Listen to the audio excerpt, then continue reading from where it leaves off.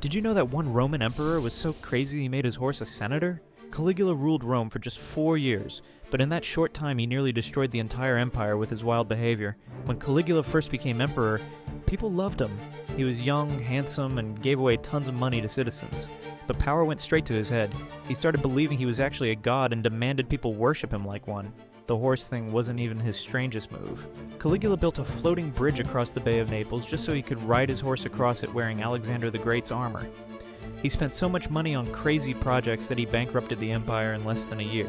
He forced senators to run beside his chariot for miles in their fancy robes. He talked to statues like they were real people. Some say he even planned to move the capital to Egypt so he could be closer to the pyramids.